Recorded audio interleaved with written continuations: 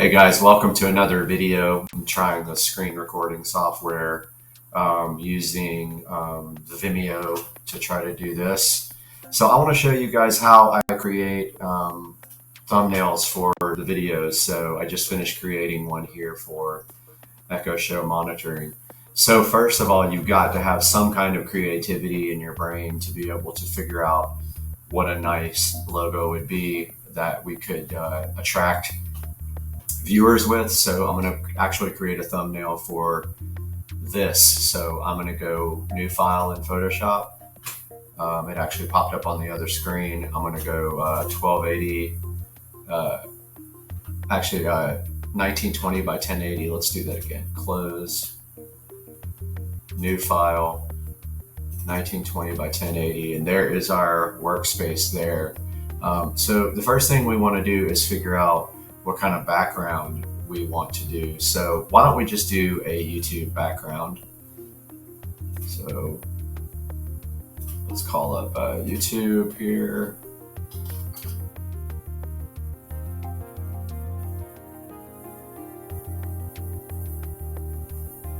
And let's go to my channel. There's my channel. Let's get a screenshot. So I use Snagit to do screenshots. So I'm just going to grab a screenshot here of my channel and copy that into the Snagit editor. So it's now copied into the editor. I'm going to copy all of that into the buffer. Go back to Photoshop here. Also got another video rendering in the other screen. We're in Photoshop now, so I'm going to paste that. But notice how it's not the right size for the thumbnail. I'm going to edit, transform, and scale that. Just scale it up a little bit and center it here. If I would have captured the whole screen, it would have been exactly the right size. But you got to remember that these screens also overscan, so you're going to miss out on the edges if you take everything all the way to the edge here. So you always want to either use safe title so you know, or just shrink everything down a slight bit. Let's see if I can get my camera back up here. Let's see. Trying to figure out how to do that now. Let's see. All right, well, I messed all that up, so it stopped the recording, but I'm going to start again from there. I guess I can't show the camera at the same time as the Photoshop. So I have my Supercar Street Racing page here. Now, one thing you got to remember is that your fonts are going to need to show up on top of this, and this is really busy. So I am actually going to first of all, merge this down. So this is just not a layer. So I'm going to layer, merge down. So now this is just one layer you can see right here. Now I'm going to image, let's see, adjustments, brightness, contrast. I'm going to wash this out with the brightness contrast tool. So I'm going to bring the brightness down. And the contrast. Actually, that's not what I want to do at all. Let's see. I forgot how I used to do this. Maybe I can do it with levels.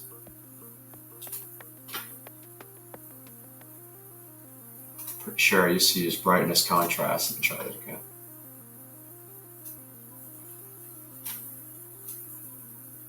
That doesn't work that well with this. Doesn't work great with a web page. It works better with a an actual picture. So I'm going to undo merge down, and then I'm just going to go back into this layer style here, which popped up on the other screen, and I'm going to do it this way. So I'm going to do a color overlay, and then I'm going to bring the opacity down. But it didn't work either. Let's see. I'm kind of just playing with it now because that should work. Cover overlay, color overlay. Actually, we can do it this way. Let's merge that. And now let's copy this part here, this gray. Copy that, and then let's undo the merge. Let's see if it'll let me work like that. It did. Okay, so now I've got this other layer, and I can adjust the transparency on it. So I'll go into the layer styles. I'll bring the transparency down. Now see how that washed out the background? It'll actually allow you to see a lot better the text on top of it. And I'm also going to scale this up a little bit, transform. I'm going to do scale and just literally do the whole entire picture. And then I'm going to merge that down so it becomes one. Actually, you got to stick it first. And then I'm going to merge down. So now this is one solid picture. Oh, let's do merge visible. Or flatten, works the same way. Now you see it's just a background. Now we're good to put text on it. So let's go back into our flaming text, which I use greatly. Now, it doesn't matter which logo we use here. I love these because you can download PNGs, which are transparent backgrounds. So I'm just kind of looking to see here what is available. And let's just pick one for the actual, the text. How about Text Central? Let's see what that's about. So it's okay. It's kind of hard to read. Let's go back and try another one. What about Horizon? Let's see what that is. Horizon's pretty cool. It shows you other ones at the bottom here, but the first thing we're going to do is just change the text. Create to thumbnails. And then this is how you can change the gradient, the outline, shadow. I always use drop. Now here's an important one. We're going to do transparent background because we want this to be a PNG, which works easily with Photoshop. You see how it changed to a PNG there. Then you go to image and you can change the file format and the crop. Click next. Click download. It wants you to buy it, but you don't have to. Now we'll show it in folder.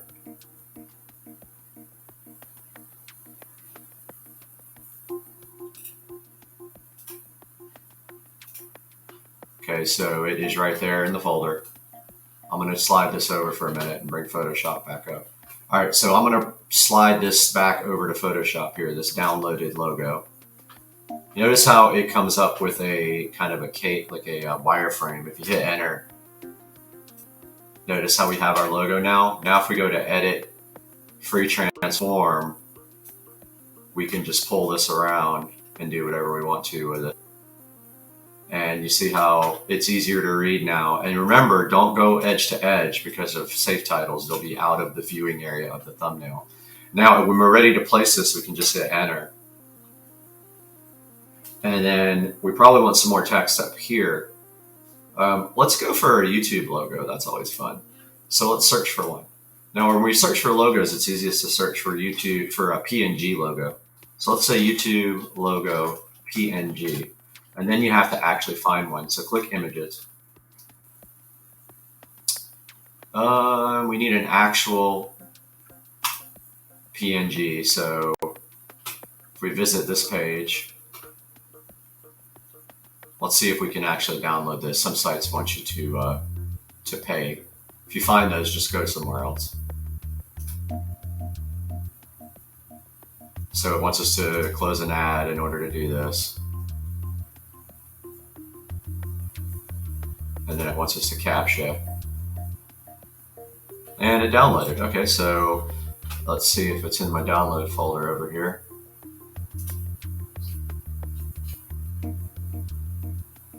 It is. So I'm going to pull Photoshop back up here. I'm going to drag over our newly downloaded YouTube logo.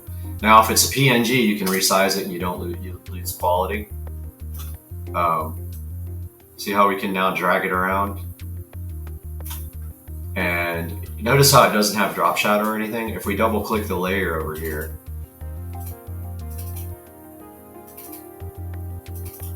tried it like 15 times. There's our layer style. We go drop shadow. Notice how it added a drop shadow. Once you're in drop shadow, you can adjust the opacity, the direction, and the spread and the size.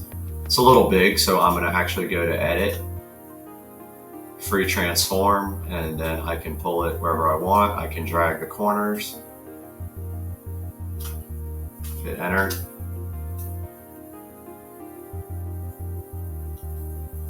I'm going to put it about right there, and I'm going to do one more font. Let's go back to our flaming text here.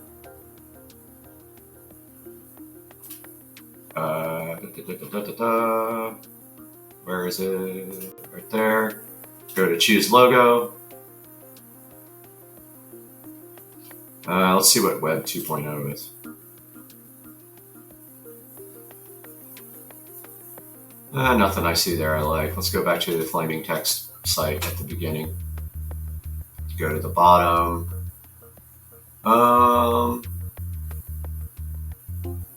Let's go a couple pages down. I've used some of these before.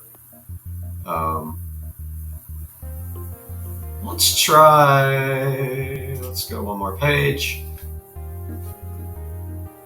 Oh, it's a Google copy. Let's use that one. How about this? So again, we just changed the text. Go to shadow, make sure drop shadow's on, background transparent. Next. And download. Now it is on the folder in the other screen. So I'm just waiting for that to finish. I'm rendering at the same time, so that's causing some slowdown. Okay, so I have that logo, so I'm going to go back to our Photoshop, drag that in, put it about right there. I'm going to rotate it, hit enter, and there you go. There is our thumbnail for this video. I'm going to go ahead and save it. Actually, you can save the project first. So I'm going to go to my E drive where I haven't started the project yet. I'm going to go to raw video, create a folder, create YouTube